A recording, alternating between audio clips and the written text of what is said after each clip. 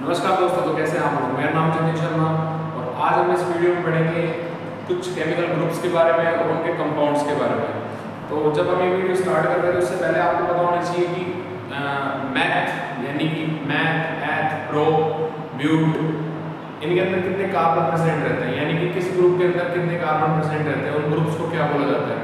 जैसे हम जो टॉपिक आज स्टार्ट करने वाले हैं वो है एल्केन, एल्कीन और एल्काइन। तो आइए स्टार्ट करते हैं हमारी वीडियो को। और अगर आपको ये वीडियो अच्छी लगे, सच में अच्छी लगे, तो इस वीडियो को लाइक जरूर करिएगा। तो आइए स्टार्ट करते हैं। तो सबसे पहले हमारा मिथ, उसके बाद एथ, उसके बाद pro, but, pent, hex, hep, oct, non और डेक। ये कुछ हमारे ग्रुप्स हैं। जैसे ग्रुप्स का बोल के आप कंपाउंड्स भी कह सकते हो, जैसे meth, eth, pro, but, pent, hex, hep, oct, non और डेक। इनके अंदर हम ये चीज जानना चाह रहे हैं कि कार्बन कितने कितने होते हैं इनके अंदर। जैसे मैथ के अंदर कितने होते हैं, एथ के अंदर, pro, but, pent, hex, hep, oct, non, deck.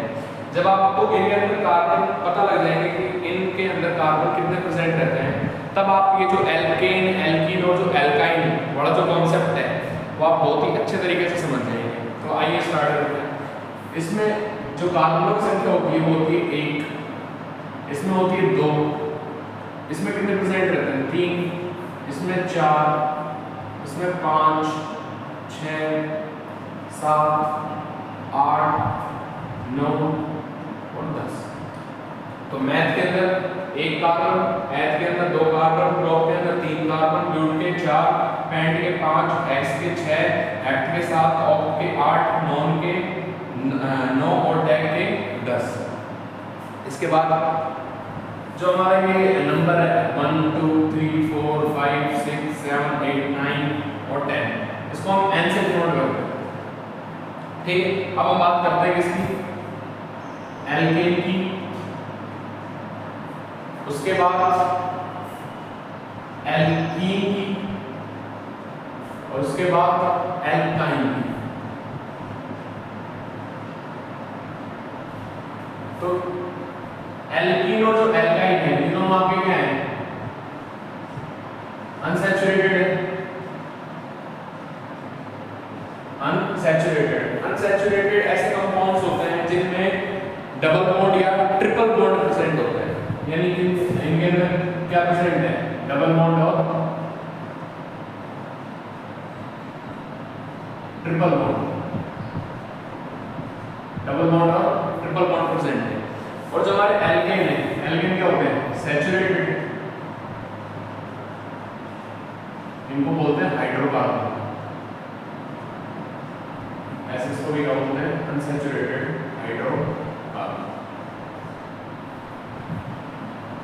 और जो हम ये ग्रुप्स पढ़ेंगे इसमें बेसिकली 2 ही एलिमेंट शामिल होंगे, एक तो कार्बन और दूसरा आपका हाइड्रोजन। और उन्हीं से उन दोनों एलिमेंट से मिलकर आपका क्या कौन सा वर्ड बनता है, हाइड्रोकार्बन बनता है। तो आइए स्टार्ट करते हैं एल्केन। तो जो एल्केन का जो फॉर्मूला होता है वो होता है CnH2n+2। उसके बाद जो एल्कीन है इसका फॉर्मूला होता है CnH2n। और उसके बाद जो एल्काइन का होता है वो होता है CnH2n-2। ठीक, देखो तो बात रिपीट कर लेते हैं। मैथ के अंदर 1 कार्बन, एथ के अंदर 2, प्रो के अंदर 3, ब्यूट के अंदर 4, पेंट के अंदर 5, हेक्स के अंदर 6, हेप्ट के अंदर 7, ऑक्ट के अंदर 8, नॉन के अंदर 9 और डेक के अंदर 10। ठीक, उसके बाद जो एल्केन है वो हमारा क्या है, सैचुरेटेड हाइड्रोकार्बन है जिसमें एक सिंगल बॉन्ड प्रेजेंट होता है। क्या प्रेजेंट होता है, सिंगल बॉन्ड। उसके बाद एल्कीन और एल्काइन ये क्या है, हमारे अनसैचुरेटेड हाइड्रोकार्बन, और इसमें क्या प्रेजेंट होता है, डबल बॉन्ड और ट्रिपल बॉन्ड प्रेजेंट होता है।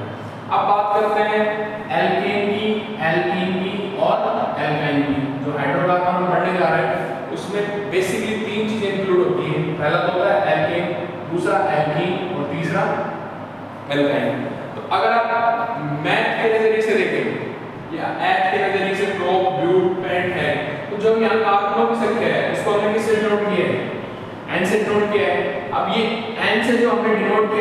संख्या को उसकी वैल्यू हम कहां पुट करेंगे, इन तीनों फॉर्मूलों के अंदर पुट करेंगे। तो सबसे पहले बात कर लेते हैं किसकी, ये फॉर्मूले में यहाँ पे ठीक है चलिए। उसके बाद अब बात करते हैं किसकी, मैथ की सबसे पहले। तो मैथ के अंदर कितने कार्बन है, एक कार्बन, यहाँ पे हम किसकी वैल्यू पुट करेंगे, n की 1 करते हैं, C1H 2 into 1 plus 2। तो जहां जहां n था इस फॉर्मूले में उसकी जगह मैंने किसकी वैल्यू पुट कर दी, n की वैल्यू, और n की वैल्यू हम क्या लेके चल रहे हैं मैथ के अंदर 1 लेके चल रहे हैं।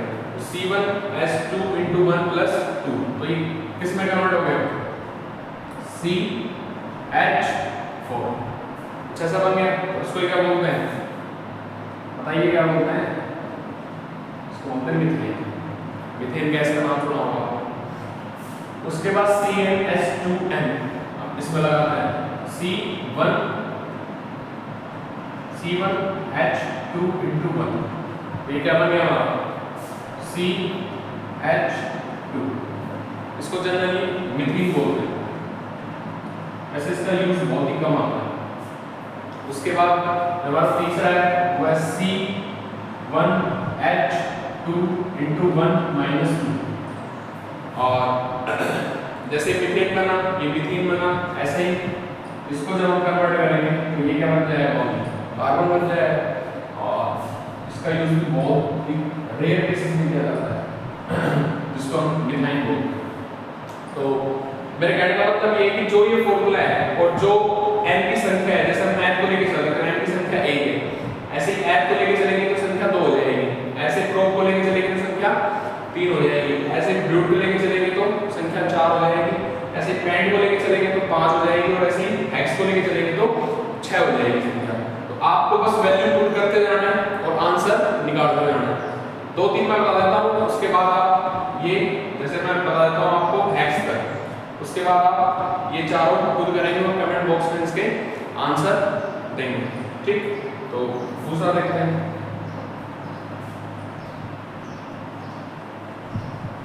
अब बात करते हैं इसकी एथ की।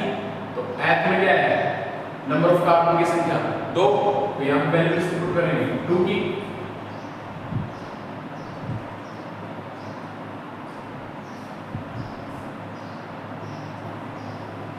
यहां पे वैल्यू आप पुट करोगे 2 की, क्योंकि हम किसका निकाल रहे हैं, एथ का निकाल रहे हैं। C2 और यहां पे कितना हो गया, H6। उसके बाद यहां पे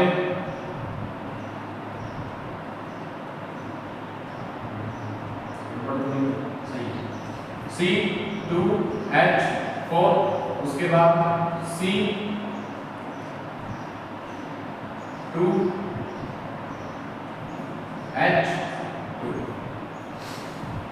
तो C2 और 2 दूनी 4 प्लस 2 6, C2H6, और इसके बाद C2 और 2 दूनी 4 C2H4। और उसके बाद बस सिंपल सी बात है, आप यहाँ से 2 कम करते चले जाइए हाइड्रोजन के अंदर। कार्बन में तो सेम है, क्योंकि कार्बन की संख्या इथेन के अंदर ईथ के अंदर कितनी होगी, 2 ही होगी। तो बात करें कार्बन को हटा के जब आप हाइड्रोजन की बात करोगे, तो जब आप किसकी बात करते हो, इथेन की बात करते हो, तो इथेन में होता है C2H6। उसके बाद जब आप इथीन की बात करोगे तो वहां पे 2 हाइड्रोजन की संख्या कम हो जाएगी, यानी कि क्या हो जाएगा, कंपाउंड C2H4। उसके बाद यहाँ पे भी क्या हो जाएगा, 2 हाइड्रोजन की संख्या क्या हो जाएगी, कम हो जाएगी, तो यहाँ पे हो जाएगा इथेन। तो इस कंपाउंड को क्या बोलते हैं, इथेन। इसको क्या बोलते हैं, इथीन। उसको क्या बोलते हैं, इथेन। ठीक। तो मैंने जैसे ही कार्बनों की संख्या यहाँ पे पुट करी, मेरा कंपाउंड निकल गया, फॉर्मूला निकल गया, और उनके जो नाम है, ठीक। तो जैसे यहाँ पे लग रखा है एन, तो मैंने यहाँ पे क्या लगा दिया, ईथ के आगे एन। ऐसे यहाँ पे है इन, तो मैंने लास्ट में क्या लगा दिया, इन। उसके बाद यहाँ पे क्या है, बाई एन इन, ऐसे मैंने यहाँ क्या लगा दिया, बाई एन। क्यों, क्योंकि एल्कीन का फॉर्मूला क्या है, ये एल्कीन का, ये और एल्केन का, ये एल्काइन का, एल्कीन का, और ये एल्केन का। तो जैसे ही आप इस फॉर्मूला में पुट करते हो तो वो वैल्यू चेंज होती है, किसमें कन्वर्ट हो जाती है, C2H6 में, और वो फॉर्मूला क्या बन जाता है, एल्केन। ऐसे ही इसमें जब आप पुट करोगे तो कंपाउंड ये बन जाएगा, और नाम क्या हो जाएगा उसका, इथीन। और ऐसे जब आप इस पर पुट करोगे इस वैल्यू को तो कंपाउंड क्या बन जाएगा आपका ये, और क्या बोलते हैं इसका नाम हो जाएगा इथाइन। ठीक, ऐसे ही बात करें किसकी, प्रोप की।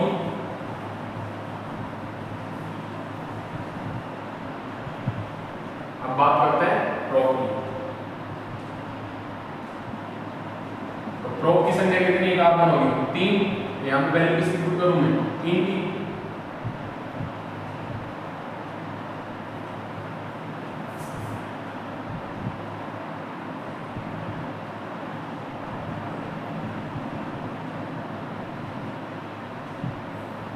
आइए C3 H 2 की H है और +2 8, यानी कि 2 की H है +2 मिलकर कितने हो गए C3H8, C3H8। उसके बाद मैंने कहा 2 कम कर दो, उसके बाद मैंने कहा 2 कम कर दो, C3H8, C3H6 और C3H4, यानी कि ये तो आपका क्या बन गया, प्रोप एन।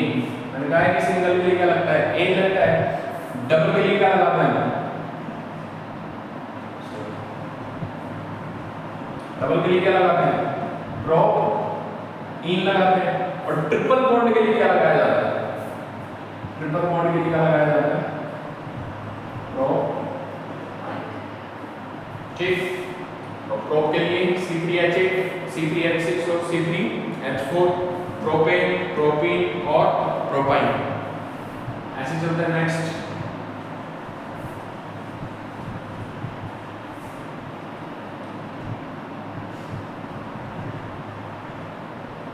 अब बात करते हैं किसकी, ब्यूट की। ब्यूट में कितने होते हैं, 4 कार्बन। तो मैं डायरेक्ट वैल्यू पुट कर देता हूँ।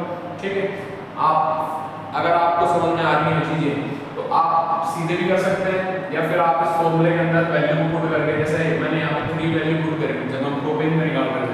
अब अगर हमें ब्यूटेन में निकालना है तो आपको यहाँ पे कौन सी वैल्यू पुट करनी पड़ेगी, 4 वैल्यू पुट करनी पड़ेगी। तो यहाँ पे करो वैल्यू C4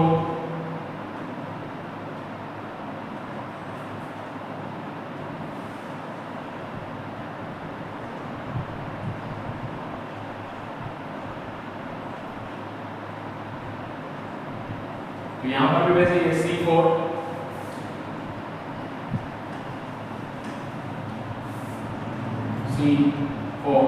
H 4 में 8 और ये 10, उसके बाद C4H8, उसके बाद C4H6। ये हमारा क्या बन गया, ब्यूटेन। ये क्या बन गया, ब्यूटीन। और ये क्या बन गया, ब्यूटेन। ठीक, उसके बाद ऐसे ही पेंटेन की बात करें, पेंट में क्या हो जाएगा, C5H12, उसके बाद C5H10, उसके बाद C5H8। ऐसे बात करें इसकी X की, तो C6H14, C6H12 और उसके बाद C6H10। उसके बाद बात करें हेप्टकीन, ऑक्टेकीन, नॉनकीन और डेक। तो हेप्ट का क्या हो जाएगा, C7H16, ऐसे ही C8H18, ऐसे ही C9H20, ऐसे ही C10H20। ठीक, ऐसे चलता रहेगा C7H14, C7H12, C8H16, C8H14, C9H18, C9H16, ऐसे डेल्टा C10H20 और C10H8। तो ब्यूटेन का C4H10, C4H8 और C4H6। और मैंने कहा आपसे कि आपको तो सिर्फ पेंट, हेक्स, हेप्ट, ऑक, नॉन और डेक सिर्फ ये लिखना है। उनके आगे क्या लगाना है, आपको एन लगाते हुए चले जाना है, या फिर एल्कीन हो तो इन लगाते हुए चले जाना है, या फिर एल्काइन हो तो YNE लगाते हुए चले जाना है। ब्यूट का C4H10 C4H8 C4H6, उसके बाद पेंट का C5H12 C5H10 और C5H8, उसके बाद हेक्सेन का C6H14 C6H12 C6H10, उसके बाद हेप्ट का C7H16 C7H14 C7H12, उसके बाद ऑक्ट का C8H18, उसके बाद C8H16, उसके बाद C8H14, उसके बाद नॉन का C9H20 C9H18 C9H16, उसके बाद डेक का C10H22 C10H20 और C10H18। तो ये था हमारा कॉन्सेप्ट एल्केन का, एल्कीन का और एल्काइन का। और एक और दोबारा रिपीट कर रहा हूं, मैथ के अंदर एक कार्बन, एथ के अंदर 2, प्रोप के अंदर 3, ब्यूट के अंदर 4, पेंट के अंदर 5, hex 6, hept 7, oct 8, non 9, deck 10। और इन कार्बनों की संख्या को आप पेन से नोट करोगे। मैंने फॉर्मूला आपको बताया एल्केन का, एल्कीन का और एल्काइन का। तो जो एल्केन है वो क्या हमारा एक सैचुरेटेड हाइड्रोकार्बन है और इसमें हमेशा क्या प्रेजेंट रहता है, सिंगल बॉन्ड प्रेजेंट रहता है। ऐसे हमारा एल्कीन है और एल्काइन है, ये दोनों क्या है, अनसैचुरेटेड हाइड्रोकार्बन है। एल्कीन के अंदर क्या प्रेजेंट रहता है, डबल बॉन्ड, और एल्काइन के अंदर क्या प्रेजेंट रहता है, ट्रिपल बॉन्ड। इन तीनों के फॉर्मूले क्या हैं, CnH2n+2 CnH2n और तीसरा है CnH2n-2। तो यहाँ पे जो n की संख्या होगी वो आप यहाँ पुट करते जाना है, तो जो आपकी वैल्यूज हैं ऑटोमेटिकली निकलती चली जाएंगी। और जैसे आप नेमिंग करोगे इनकी, जैसे IUPAC नेमिंग होती है केमिस्ट्री के अंदर, तो जो IUPAC नेमिंग जब आप करने जाओगे तो सबसे पहले आपको क्या लेना है, उसका नाम लेना है, उस कंपाउंड का। जैसे मैथ है, मैथ के आगे आपको लास्ट वाला क्या लगाना है, जब आप निकालोगे एल्केन को तो लास्ट में क्या लगा देना, एन लगा देना। जब आप एल्कीन निकालोगे तो लास्ट में इन लगा देना, और जब आप एल्काइन निकालोगे तब आप क्या लगा देना, YN-E लगा देना। तो ये कॉन्सेप्ट बहुत ही इंपॉर्टेंट है कॉम्पिटिटिव एग्जाम के पॉइंट ऑफ व्यू से। तो अगर आपको वीडियो अच्छी लगी हो तो लाइक शेयर और सब्सक्राइब जरूर करिएगा, और मिलते हैं नेक्स्ट वीडियो में। और ऐसी इंटरेस्टिंग वीडियोस मैं आपके सामने और लाता रहूँगा। तब तक के लिए थैंक यू, शुक्रिया।